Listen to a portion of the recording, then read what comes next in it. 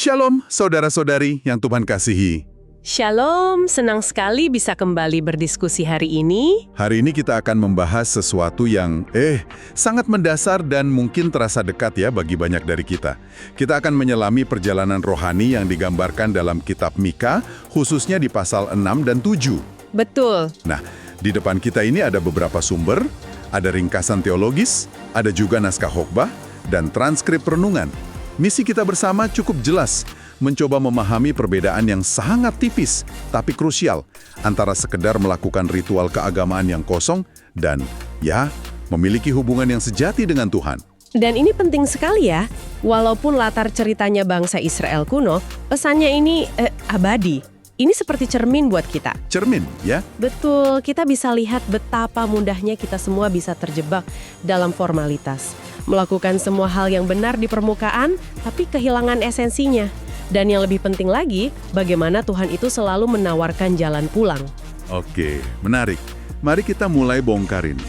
Kita langsung lompat ke Mika pasal 6. Bagian ini dibuka dengan sebuah adegan yang dramatis, ya. Tuhan seolah-olah mengajukan gugatan hukum kepada umatnya. Tapi yang bikin saya berhenti sejenak, itu nadanya. Ini bukan suara hakim yang dingin dan marah gitu kan? Bukan sama sekali. Ini lebih terdengar seperti suara seorang bapa yang hatinya terluka. Tuhan bahkan sampai memanggil gunung dan bukit untuk jadi saksi. Lalu bertanya, "Umatku, apakah yang telah kulakukan kepadamu?" Aduh, pertanyaan ini rasanya nusuk banget, sangat menusuk. Karena itu bukan pertanyaan yang minta jawaban faktual kan, itu membuka dialog dari hati. Dan untuk memahami dalamnya luka di balik pertanyaan itu, kita harus lihat konteksnya. Menurut sumber-sumber kita, bangsa Israel pada masa itu tidak berhenti beribadah loh. Oh ya? Mereka tidak meninggalkan Tuhan secara terang-terangan. Sebaliknya, mereka masih rajin bawa korban bakaran, masih datang ke kuil. Nah, ini yang menarik. Jadi kalau kita lihat dari luar, dari daftar kehadiran gereja misalnya, mereka kelihatan soli-soli saja ya. Kelihatannya begitu. Checklist ibadahnya terpenuhi semua. Lalu, di mana letak masalahnya? Masalahnya ada di amnesia rohani mereka. Mereka melakukan aktivitasnya, tapi lupa maknanya. Lupa kebaikan-kebaikan fundamental Tuhan. Seperti apa contohnya? Lupa bagaimana Tuhan membebaskan mereka dari perbudakan di Mesir. Lupa bagaimana Tuhan melindungi mereka dari niat jahat Balak dan Bileam. Mereka masih melakukan ritual, tapi sudah nggak ada lagi rasa syukur atau ingatan akan kasih setia Tuhan. Salah satu sumber kita menyimpulkannya dengan kalimat yang tajam sekali. Mereka melakukan kegiatan rohani, tetapi kehilangan hubungan rohani. Kehilangan hubungan? Itu dia. Analogi di salah satu naskah khotbah ini benar-benar kena buat saya. Bayangkan seorang suami yang setiap hari bawain bunga mawar yang indah buat istrinya. Setiap hari, tanpa gagal. Wah, romantis kelihatannya. Di atas kertas, iya. Tapi saat memberikan bunga itu, dia nggak pernah menatap mata istrinya. Nggak pernah bertanya, gimana harimu? Nggak ada percakapan dari hati. Bunganya ada, rutinitasnya jalan. Tapi Keintimannya hilang. persis. Keintiman dan cintanya sudah tidak ada. Itu formalitas, bukan relasi. Dan ternyata, ya seperti itulah yang Tuhan rasakan. Dan yang lebih parah lagi adalah respons mereka saat ditegur. Ini menunjukkan betapa jauhnya mereka dari pikiran Tuhan. Saat sadar Tuhan nggak berkenan, apa yang langsung mereka pikirkan? Apa? Mereka berpikir secara transaksional. Oh, jadi persembahan kami kurang besar? Oke, haruskah kami datang dengan ribuan domba jantan? Dengan puluhan ribu curahan minyak? Atau sekalian saja kami persembahkan anak sulung kami? Tunggu. Ini kan respon yang ekstrim sekali. Dari domba, langsung lompat ke anak sulung. Ekstrim. Kenapa pikiran mereka bisa sampai ke sana? Seolah-olah kasih Tuhan itu bisa dibeli dengan harga yang lebih mahal. Apa ini cerminan budaya mereka? Atau ini memang kecenderungan manusia secara umum kalau merasa bersalah? Keduanya sih ada unsur budaya pengorbanan ekstrim di bangsa-bangsa sekitar mereka waktu itu. Tapi yang lebih mendasar, ini cerminan hati manusia yang cenderung berpikir jual beli dengan Tuhan. Maksudnya jual beli? Ya, kalau saya berbuat baik, Tuhan akan memberkati. Kalau saya berbuat salah, saya harus membayar kesalahan saya dengan pengorbanan yang lebih besar. Mereka gagal total memahami bahwa yang Tuhan inginkan bukanlah persembahan yang lebih besar, melainkan hati yang berbeda. Mereka mencoba menyogok Tuhan, padahal yang Tuhan rindukan adalah pertobatan mereka. Dan jawaban Tuhan di Mikha 6 ayat 8 itu benar-benar menjungkir balikkan cara berpikir mereka ya. Ayat ini kan terkenal sekali. Dan setelah paham konteksnya, kita jadi tahu kenapa. Tuhan menjawab dengan telak. Hai manusia, telah diberitahukan kepadamu apa yang baik? Dan apakah yang dituntut Tuhan daripadamu? Selain berlaku adil, mencintai kesetiaan, dan hidup dengan rendah hati di hadapan Allahmu. Hanya 3 hal itu, bukan ribuan domba. Tepat. Keadilan, kasih setia, dan kerendahan hati. Dan yang membuat pesan ini begitu menusuk adalah jurang yang menganga antara standar Tuhan yang indah ini dengan realitas sosial di Israel. Oh ya? Seperti apa realitasnya? Sumber-sumber kita melukiskan gambaran yang suram. Di pasar, para pedagang pakai timbangan palsu untuk mencurangi pembeli. Di jalanan kota, kekerasan sudah jadi hal biasa. Para pemimpin korup, rakyatnya ikut-ikutan. Jadi ibadah mereka di hari Sabat itu? Jadi sebuah pertunjukan kemunafikan yang luar biasa. Karena dari Senin sampai Jumat, hidup mereka penuh dengan praktik ketidakadilan yang sangat dibenci oleh Tuhan. Ini kan bukan cuma soal timbangan di pasar kuno ya. Kalau kita tarik ke masa kini, ini soal integritas dalam laporan keuangan. Betul. Soal kejujuran dalam berbisnis, soal bagaimana kita memperlakukan rekan kerja atau asisten rumah tangga kita. Persis, ibadah hari Minggu kita nggak ada artinya kalau sepanjang minggu kita menindas orang lain. Dan Tuhan nggak diam saja. Konsekuensi dari perbuatan mereka adalah sebuah disiplin yang sangat spesifik dan ironis. Hidup mereka jadi sia-sia. Sia-sia bagaimana? Salah satu sumber menggambarkannya seperti lari di atas treadmill. Mereka tetap kerja keras, menabur, memeras zaitun, tapi hasilnya? Mereka makan tapi nggak pernah kenyang. Wow. Mereka menabur tapi nggak pernah menuai. Mereka memeras minyak tapi nggak bisa menggunakannya. Mereka lelah, berkeringat, tapi nggak pernah sampai kemana-mana. Ini gambaran kehidupan yang kehilangan berkat Tuhan. Rasanya itu gambaran yang familiar bagi banyak orang bahkan hari ini. Sibuk luar biasa, kerja mati-matian, tapi di akhir hari ada perasaan hampa? Bener. Dan Mikha mencatat keadaan ini terjadi karena mereka secara sadar memilih untuk mengikuti jejak para pemimpin yang jahat, raja-raja seperti Omri dan Ahab. Ini menggarisbawahi sebuah prinsip penting.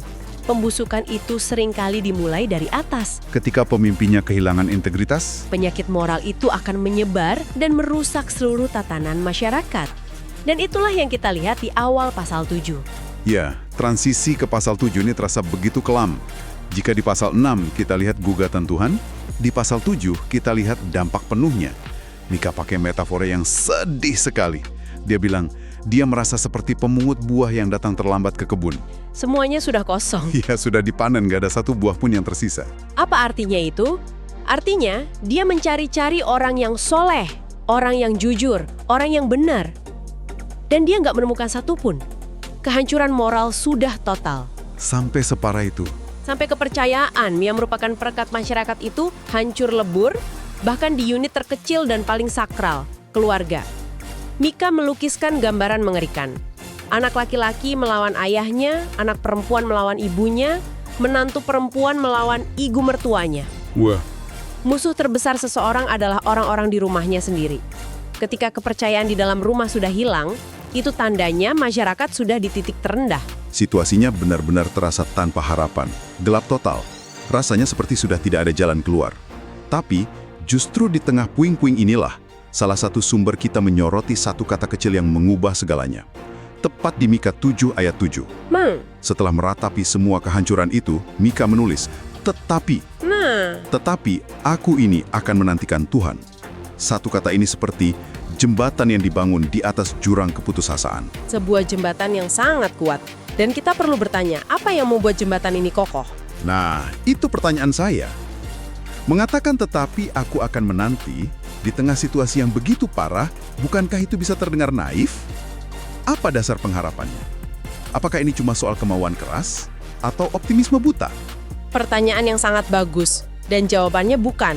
Ini bukan optimisme buta. Situasi di luar belum berubah sama sekali. Para pemimpin masih korup, keluarga masih hancur. Yang berubah adalah fokus Mikha. Fokusnya. Pengharapan Mikha tidak lagi bergantung pada membaiknya keadaan atau berubahnya manusia. Pengharapannya kini tertambat sepenuhnya pada satu hal yang tidak bisa berubah, karakter Tuhan sendiri. Dia mengalihkan pandangannya dari puing-puing di sekelilingnya kepada Tuhan yang setia. Dan dari perubahan fokus inilah lahir sebuah deklarasi iman yang luar biasa yang sering kita dengar. Jika aku jatuh, aku akan bangkit. Jika aku duduk dalam kegelapan, Tuhan akan menjadi terang bagiku.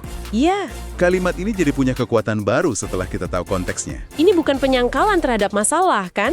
Mika mengakui, ya, aku jatuh. Ya, aku sedang duduk dalam kegelapan. Betul, dia mengakuinya. Tapi dia juga mendeklarasikan bahwa kondisi itu bukan kata akhir, karena ada Tuhan yang akan mengangkatnya. Dan dari sini, cara kita memandang penderitaan dan disiplin Tuhan mulai berubah. Salah satu naskah khotbah yang kita telaah menggunakan analogi pembedahan rohani. Pembedahan rohani. Proses disiplin ilahi itu memang menyakitkan. Seperti sebuah operasi, ada bagian penyakit dalam diri kita yang harus dipotong, harus diangkat. Rasanya nggak enak. Saya mengerti analogi itu, dan itu kuat. Tapi saya coba bayangkan dari sisi orang yang sedang dioperasi tanpa bius. Rasanya pasti seperti hukuman, bukan tindakan kasih. Sulit pasti untuk melihat cinta di balik panen yang gagal atau perut yang tidak pernah kenyang. Itu adalah pergumulan iman yang nyata. Kuncinya, menurut sumber-sumber ini, ada pada tujuan akhir dari penderitaan itu. Disiplin Tuhan, sekeras apapun rasanya, tujuannya selalu restoratif, bukan destruktif. Memulihkan, bukan menghancurkan. Tepat. Seperti ahli bedah, tujuannya bukan untuk menyakiti pasien, tapi mengangkat penyakit agar pasien bisa sembuh dan hidup sehat kembali. Disiplin Tuhan itu bertujuan untuk memulihkan hubungan, membawa kita kembali pada keadilan, kasih setia, dan kerendahan hati. Tujuannya adalah kesembuhan. Dan setelah proses disiplin yang menyakitkan itu, janji pemulihan yang Tuhan tawarkan benar-benar melampaui segalanya.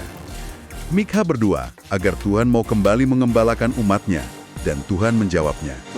Dia berjanji akan melakukan perbuatan-perbuatan ajaib lagi. Bahkan musuh-musuh yang tadinya mengejek Israel, di mana Tuhanmu itu, pada akhirnya akan dibuat malu dan terdiam. Mereka akan melihat sendiri kuasa pemulihan Tuhan. Betul. Bagian akhir dari kitab ini adalah puncaknya. Sebuah nyanyian pujian yang begitu indah tentang natur pengampunan Tuhan. Di sini Mika bertanya, siapakah Allah seperti engkau yang mengampuni dosa dan melemparkan segala dosa kita ke tubir-tubir laut? Tubir-tubir laut. Kiasan ini dipilih dengan sangat sengaja. Itu adalah bagian terdalam dari Samudra, tempat yang gelap dan tak terjangkau. Sesuatu yang dibuang ke sana nggak akan pernah bisa ditemukan lagi. Nggak akan pernah bisa diungkit-ungkit lagi. Jadi ini bukan sekedar pengampunan yang bilang, oke, saya maafkan, tapi saya nggak akan lupa. Bukan seperti itu. Jauh lebih dari itu. Ini adalah pengampunan yang total dan final. Dosa itu benar-benar dibuang untuk tidak diingat atau dituntut kembali oleh Tuhan.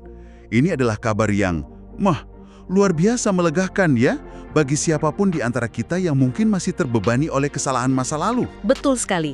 Dan yang paling penting untuk kita pegang adalah dasar dari semua ini.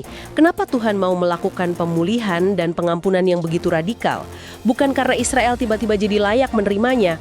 Mereka jelas tidak layak. Lalu kenapa? Semua itu terjadi murni karena satu hal, kesetiaan Tuhan pada janjinya. Janji yang telah ia ikrarkan berabad-abad sebelumnya kepada Abraham dan Yakub. Kesetiaan Tuhan itu melampaui generasi dan melampaui semua kegagalan kita sebagai manusia. Jadi kalau kita rangkum perjalanan ini, pesannya begitu kuat dan penuh pengharapan. Tidak ada luka yang terlalu dalam yang tidak bisa Tuhan pulihkan. Tidak ada. Tidak ada dosa yang terlalu besar yang tidak bisa Tuhan ampuni. Dan tidak ada kehidupan yang terlalu hancur yang tidak bisa Tuhan bangun kembali. Selama kita mau kembali kepadanya. Jadi perjalanan inti dari telaah kita hari ini adalah sebuah panggilan untuk pulang. Panggilan yang sangat relevan untuk Anda dan saya. Bukan panggilan untuk kembali melakukan lebih banyak ritual. Atau menjadi lebih sibuk dengan kegiatan rohani. Betul. Tapi sebuah panggilan untuk kembali pada relasi yang intim. Bukan kembali pada formalitas keagamaan, tetapi kembali pada praktik nyata dari keadilan, kasih, dan kerendahan hati dalam hidup kita sehari-hari. Tepat. Dan sebagai pemikiran penutup untuk Anda renungkan, sumber-sumber ini telah memetakan jalan yang jelas dari ritual kosong menuju relasi yang hidup. Mungkin pertanyaan refleksi untuk kita masing-masing adalah ini. Dalam praktik rohani Anda saat ini, di manakah batas antara tindakan ibadah yang tulus dengan sekedar membawa bunga tanpa kehadiran hati?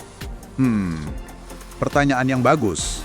Dan yang kedua, Apa artinya secara sangat konkret bagi Anda di tempat kerja, di rumah, di komunitas untuk hidup dengan rendah hati di hadapan Allahmu di tengah semua tuntutan dan kesibukan minggu ini?